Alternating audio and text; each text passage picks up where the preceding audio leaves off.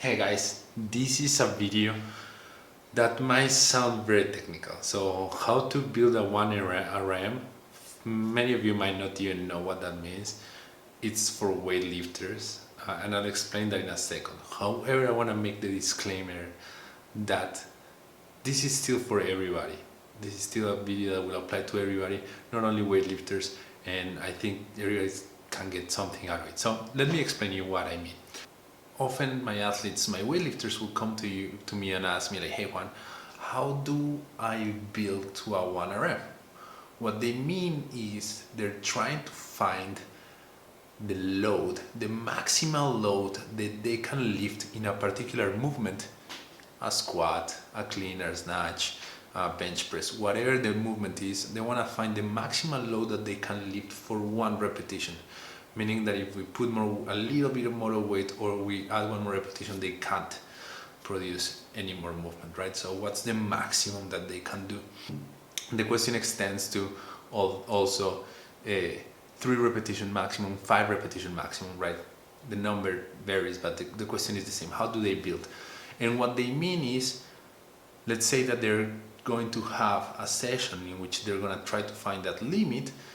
How do they do that? How do they carefully warm up and work their weight up to find that maximum limit? Because what they cannot do is just go and load the barbell with all the maximum weight and just do it, right? Like our bodies don't work that way, and so the question is like, how do I build for that?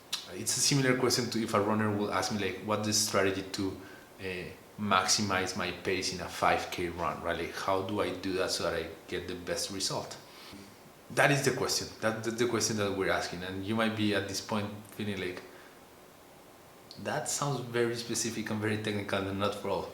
Hang on, we'll get there. So what my athlete is expecting me to, for me to give him or her is the following: is a list of sets and repetitions and percentages, right?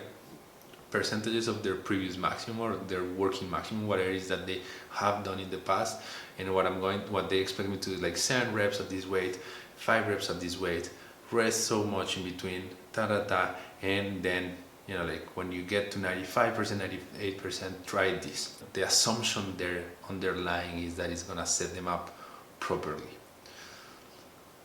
The problem is that all this is fine, and I'll add percentages and tables to the end of this video. If you're looking for that, don't worry, you'll get that.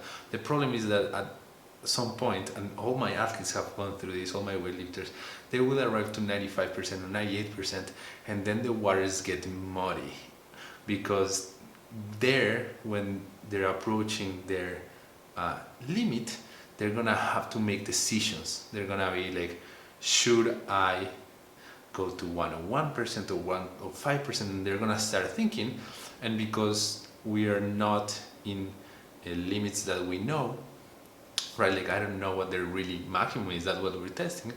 It's a little bit muddy, right? And so they have to make decisions there. And so what it looks like a completely physiological training problem, they're expecting me to tell them like, and now you're gonna hit 101%. What they want is the security that comes with like, you're gonna hit the weight that you're gonna hit, you're gonna be higher than before, right? Like that they're trying to find that security in the numbers, which is not there. But the practical problem is that at some point they're gonna find themselves in that higher percentage range, and they're gonna have to make decisions. What is the right way? And so what looks like a physiological training problem is really a decision-making problem, and that's when these things apply. This thing applies to everybody, and that's the reason why I'm doing this video. Let me first start by defining things. So that moment in which you find yourself like you have built up to a certain percentages, and you find yourself debating in which like, oh man, that felt really heavy, should I add just 1 more pound than my previous maximum, or should I add 5 or 10, or what should I do? Is what I call the clusterfuck. You're in clusterfuck mode. The purpose right now is how to solve it. So principle number 1, this is the meat of this video. You have to understand one thing. This is a decision-making problem that is gonna be solved by teaching you how how decision making works. And the first thing that you should know of decision making is that decision making is emotional in nature. One of the things that culturally we like to believe is that we are rational human beings, and so usually when a person asks me this question, what they want is that I give them an Excel spreadsheet that is cold and objective, and that takes the human out of the equation, and that they can just follow is science, and boom, PR. Unfortunately, that's not how it happens. That view of reason and like how you detach the human from science is just a magic belief on science. But second is this macho kind of thing that sees emotions as something bad and feminine, right? Like associated with a misogynistic view of the world. Make peace with this. It doesn't matter how who you think you are or how you work. Decision making is emotional. It's our biology determines that. So there is this fantastic book by Antonio Damasio called Descartes' Error. I encourage you to read it, where the whole thing is explained in detail.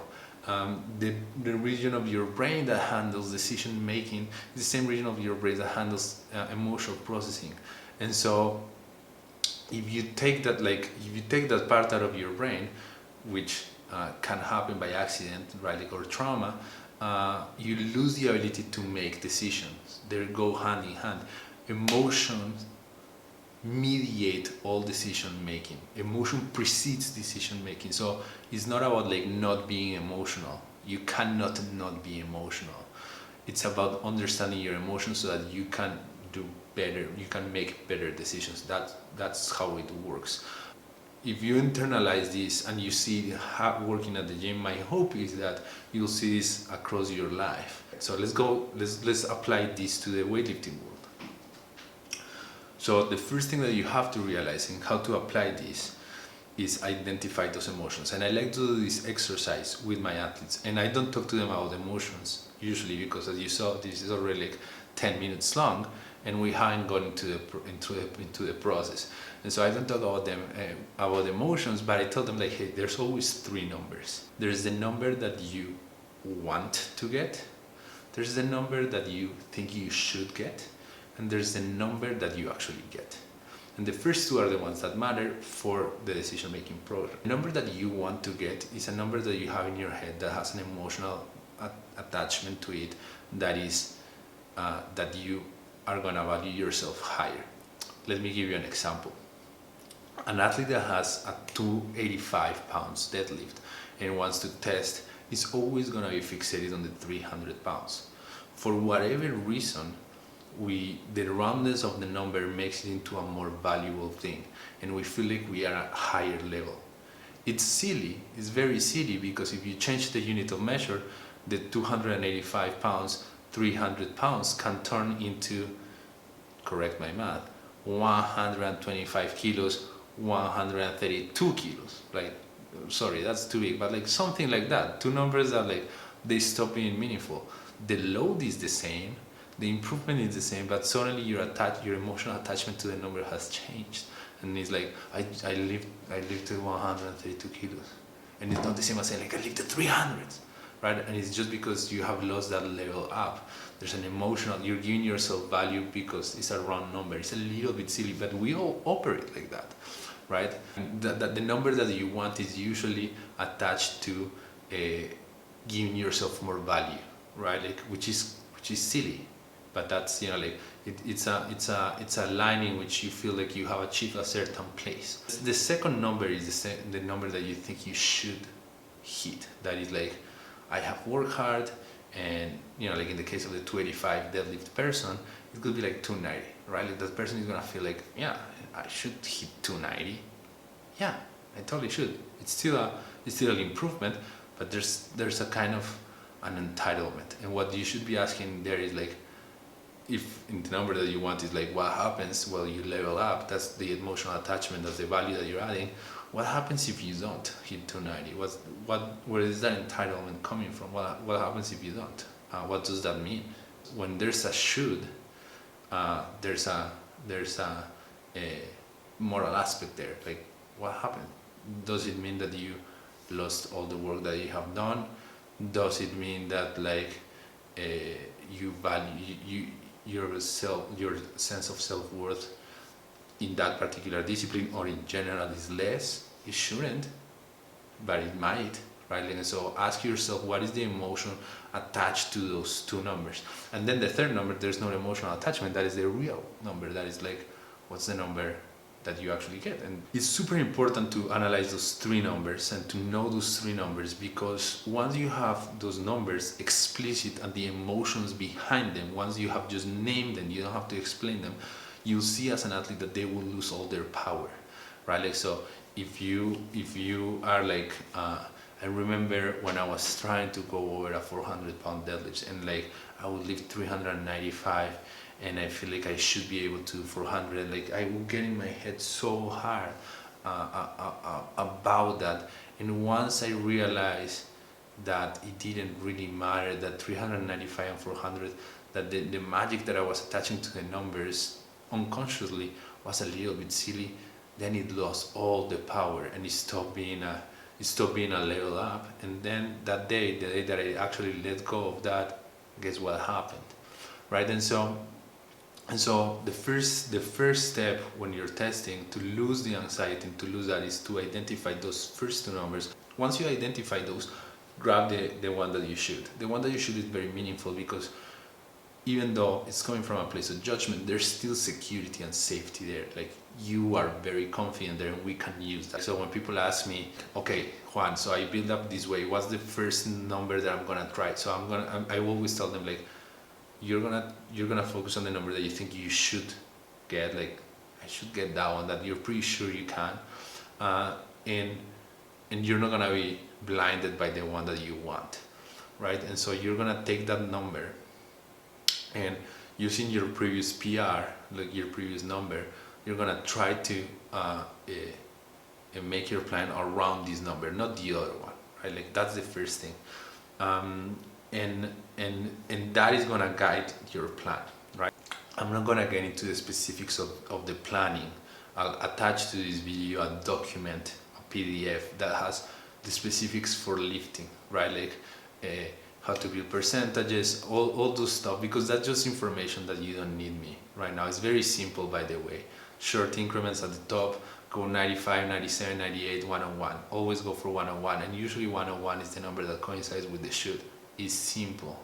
But if it were just about the numbers, you have that in an Excel spreadsheet and you wouldn't need this video. You're watching this video for something else. Know that is in the description, but now let's focus on the other thing.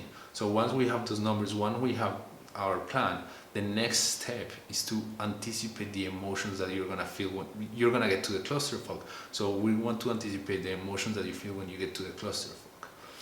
And the main emotion that you're gonna feel there is fear. Fear of failure or fear of safety. Those are, in my experience with all athletes, those are the two main emotions. Fear that you're not gonna be able to lift it. Fear that you're gonna get stuck and you're not gonna survive. Something's gonna happen, you're gonna injure yourself, all those things. The physical fear, the fear of getting stuck and injury and so on, has to be dealt in training before. Make sure that you as an athlete feel safe. Safe of failing, so that you can go and test your limit. And the fear of failure, once you have identified your two numbers, that fear is going to decrease automatically. But the main way in which you are going to decrease this is by switching the mindset approach. And this is touchy-feely and difficult, but it's super productive, and it's let go of the result, let go of the number, and have a curiosity approach. How much can I do? How much can I do? Ask yourself that question honestly, and you see that when you ask yourself that question honestly, it's a challenge. It's gonna fire you up. Hey, can I do one more? Let's see. Let's put all my effort and let's see if I can do one more. And so what I will see with my athletes is that when they go into that place, they have a lot better results, and it's because automatically it puts them, they are letting go of the result, right? Like, and that is the number one predictor of success. However, in order to be able to have that approach, so that you don't have fear of failure, you have to have like dealt with the fear of safety, and you have to understand what is this, why are you attaching so much emotional meaning to these numbers up here. What will happen, what will you see is the following. When you get to the clusterfuck, the athlete that is afraid that is not gonna hit a number, or are not, they're gonna get in their heads and they're gonna read any sign of effort as a sign that they're not gonna get where they want. The athlete that is curious is gonna be like, that was hard, can I get more? Let me fucking try, right? And so it's gonna switch everything, and it's gonna allow them to go for more. I always give the example of my athlete that had done a terrific job training, and the day that we were gonna prove, arrived to a weight 295 pounds, and the weight they wanted in their head was 325, and 295 felt too heavy. And instead of going to the weight that the next weight that would have been like 305 or 315, got afraid of not getting it because they were running out of energy, and jumped to 325 and didn't get it, right? Like that happens so many times, and so they get continuously stuck there, and it's just because it's a decision made out of fear of failure, of not achieving that thing. I hope that what you're getting here is the following. You have to identify the nature of the problem. The nature of the problem is not physiological and training in nature, right? Like building up is very simple. As I said, check the document, the description. You have all the information is there, no problem. What happens is that emotional decision making is emotional, and so when you get to the clusterfuck, there's no physiology of Excel spreadsheet that is gonna save you. You're making decisions on the fly, and if you don't understand that they're emotional in nature, you're not gonna do it, right? And so, and that happens in all areas of your life, right? Like that happens anytime that you're making a decision. So, what I want you to do is go out, test your lips, test this theory, which is not a theory. I have tested with my athlete, so I know it works, but test it for yourself. It's a theory for you. And see how it goes, and see if you can apply it to the rest of your life. And that is it. Before you go, let me know how it goes.